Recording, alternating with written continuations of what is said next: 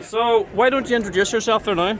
Pat Deering, I'm the Gael TD here from Right, okay. Carrick Kilkenny. So, what do you think of the event today, the Ploughing Championships? Yeah, it's a great event, as you can see. There's a huge crowd, the site is brilliant, the weather conditions are outstanding.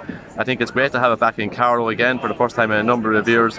An ideal location. Right, yeah, that's great. There's great weather too here today, isn't there? Yeah, the weather, you couldn't have picked a better day. You know, if you had to be in any part of the country, it makes a huge difference. People are in better form, obviously, in a better day as well. Yeah. Now, we see a lot of protests outside beef processors around the country. Farmers are blockading the entrances because they feel like they're not getting a fair price on their beef. Is there any sign of the retailers sitting down with the farmers to negotiate, a better profit for the farmers? I suppose there was a lot of discussions over the past number of weeks in this regard. There was 2 deals. First of all, the first deal broke down a couple of weeks back. Second, a lot of discussions over last weekend, as we know, involving all the stakeholders, all the farm organisations and Meat Industry Ireland and the Minister and Department of Agriculture officials. I think that was an important first step. Yeah. There was significant improvements in bonuses for some cattle under 30 months and over 30 months. Right. I think the most important point of the discussions over the weekend was the Beast Task Force that was put in place. I think that can be a huge driver of transparency and openness in the future, which is hugely important. Right. There's been a lot of mistrust over the last while, and in particular over the last number of years. Yeah. That has come to a head, in particular this year in particular.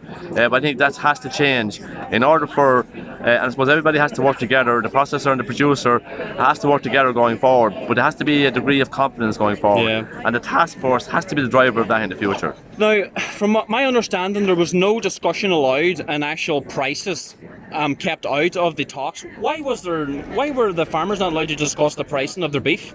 Well, it was that before any discussions took place, there was agreement that couldn't take place. We're not allowed to discuss. Nobody is allowed to discuss beef prices or base price going forward. The only prices that could be discussed was the bonuses and the aspects. But is that not what the farmers are protesting about the price of their beef, and they're not allowed to discuss it? Yes, but Niall, you must remember, you're not allowed to discuss that because from a government point of view, we cannot fix price. We cannot fix price. We cannot get involved in the fixing of prices. There's obviously European rules. There's national. There's an EU rule. There's competition rules. Right. Okay. Yeah, that prevents you from going down that road. So everybody understood that before they went into the talks. Right. That was the general agreed that there would be no discussion on the base price. There was obviously a number of other issues that were discussed, be it the 30 months, be it the movements, be it obviously the specs and so on and so forth. Right. And there was, I suppose, the important point of the weekend. There was 7 farm organisations, the traditional ones plus some of the newer ones, and as a group together, they decided they would recommend what was decided at the weekend. Yeah. Now, the EU have signed the Mercosur trade deal with Brazil, Argentina, Paraguay, and Uruguay. The importation of 900,000 tonnes of beef and lamb, 180,000 tonnes of poultry. That is going to destroy the farming industry in Ireland, and that's been a part of the EU. What has the Irish government got to say for themselves about this trade deal that they're signing with the Mercosur trade deal? Yeah, from a personal point of view, something that we deal at Lockbit and the Agriculture Committee is something that we've been keeping a very close eye on. This is a deal, it's a trade agreement that's been discussed for the last 20 odd years, and trade agreements take a long time to discuss. It's just a matter of interest, we're already importing 270,000 tonnes of beef from that part of the world. I personally think there's an inherent contradiction in importing beef from the Mercosur countries, as they already are cutting down rainforests by the hour, by the day. Which eliminates climate change and doesn't help in that regard. So I think there's an inherent contradiction, but something that we will be keeping a close eye on. Right. We're not entirely happy about it. In the event that they do not abide by the rules and terms and conditions, we will not be signing that. At the moment, it's a draft agreement signed by the countries. It has to be agreed by every country within Europe. Right. I want to ask you a question now about the membership of the European Union. Ireland have roughly a population of 5 million in the south. We have literally open borders. We have no control control over immigration into this country. Why does the government persist with open border policy? And is there going to be a cap in immigration? You know, we're seeing at least 50,000 coming into the country, 50,000 emigrating of our hardest working Irish. Is there any way of controlling mass immigration into our country? Yeah, I suppose one of the key things of Europe is free movement of people. Yes. I think it's important that is carried on in the future. You know, it's not that long ago we had difficult times in Ireland over many times, and in particular in the last about 10, 15 years. And we had a lot of people, unfortunately, had to leave Ireland to look for work elsewhere. You know, and they got an opportunity to do that. In the past, you know, we have, I suppose it is well recognised, a lot of our people built America, built Canada, built Australia in one way or another. Yeah, but there's a difference though. The Irish were forced out in the 1845 Holocaust of Ireland. You know, the Irish people were forced to America, and there's a big difference. Is there any economic benefit of bringing in hundreds of thousands of Africans and people from the Middle East? How does that benefit the Irish people? Economically standing, how does it help the Irish people bringing in cheap foreign labour? I suppose at this stage, you know, we have almost full employment in the country. There's more and more jobs being created. There's jobs for everybody now at the moment. There's certain jobs we're not in the position to be able to fill by our own people. We see you see some of the sectors, like the mushroom sector, for example, they are under pressure to try to get employees. They're trying to source employees from other parts of the world at the moment. I think it's important, despite the challenges that may be there, it is important to have open borders. But so you are on this mindset that we should have open borders, uncontrolled mass immigration into the country? Well, we don't. I suppose it's a bit unfair to say we have mass immigration into the country. You know, we're a small country, as you say.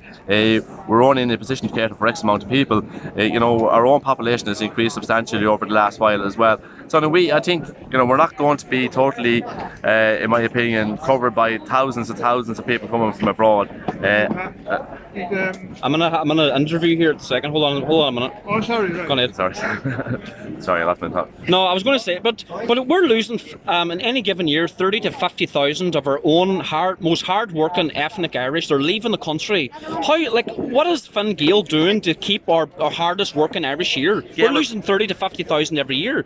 People leave for different reasons. People, I suppose, younger people in particular, leave for experience reasons, travelling, and that's okay. A lot of people did that over the time and come back to it. What we're trying to do at the moment is create an environment whereby it will be possible to stay in Ireland, work in Ireland, and have a decent living in Ireland. That's what's being done at the moment. Yeah, but if you're going to import cheap foreign labour, like the entry-level jobs the Irish are competing with this cheap foreign labour. No, that's going to when you bring in hundreds of thousands and millions of foreign labourers, cheap foreign labourers, it's going to drive the price down. Yeah, but I think it's unfair to say there's hundreds of thousands coming in. Well, 17.3% of the population is foreign-born.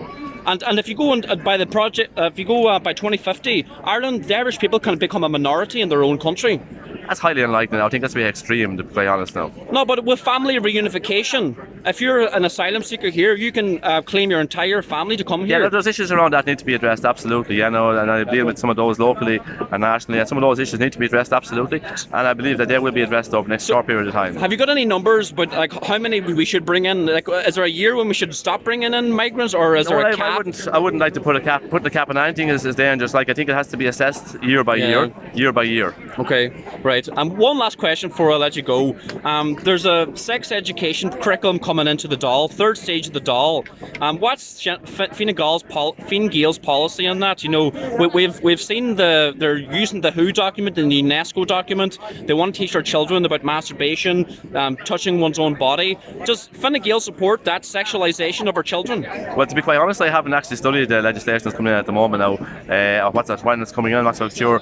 When I get the opportunity to discuss it and look at it in detail with my colleagues, we'll have a party position in that regard. Do you not think we should look after our children and protect our children? Absolutely, I think it's important. At the very least, we look after our own children and protect them. All right, good man. Thanks for your time. All right. No problem. See you there. Take care. Thanks. Bye.